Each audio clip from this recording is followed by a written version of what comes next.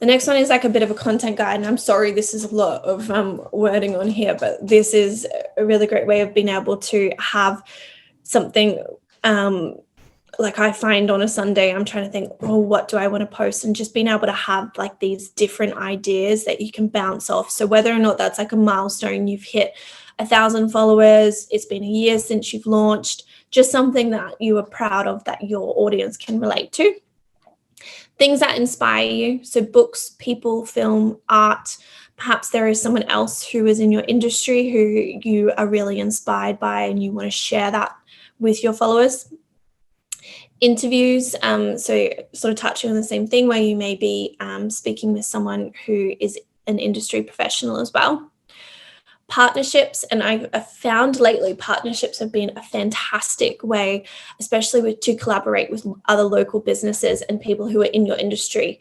So this creates community, not competition. I think that's really, really important. And with this pandemic, I found that so many people are shopping locally at the moment. They're supporting small businesses. So to be able to partner with other people who are in the same sort of business mindset or industry as you, your audience will really, really appreciate that.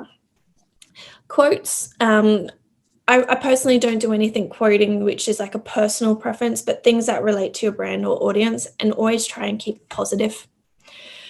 Infographics, so this is just a great way to educate your audience. Games, so let them name a new product, let them guess how many orders you posted. It's all about creating engagement. Quizzes, a great way to start a conversation with your audience. So if you say, for example, I do a lot of travel stuff, I would do things where I maybe am focusing on a new country and I just pop out a little quiz on your story, and it's a really cool way to be able to connect with your audience.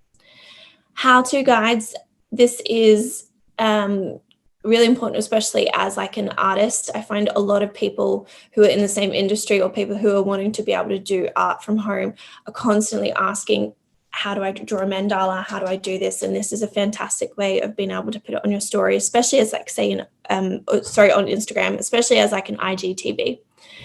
Blog post, so this, you could do a little segment that relates to a blog post that's already on your website or your blog account. Polls, which would be on stories, which is a good way to get conversation started.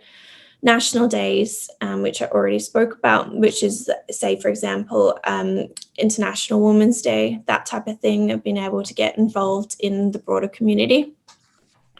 Giveaways, which really build hype. So I like to do a giveaway every now and then because people know that they can come on and they could potentially get a piece of artwork, but it also is about them tagging their friends or their loved ones, and it's broadening your audience as well.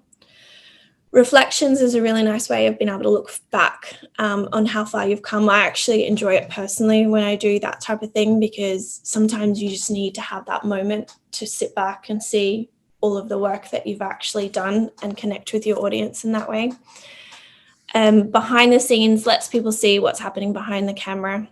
Timelapses, which is really great for creatives like me, for people to see the whole process, which then works into work in progress, which is a really, really good way for people to see what's involved in the production or process of whatever you're creating.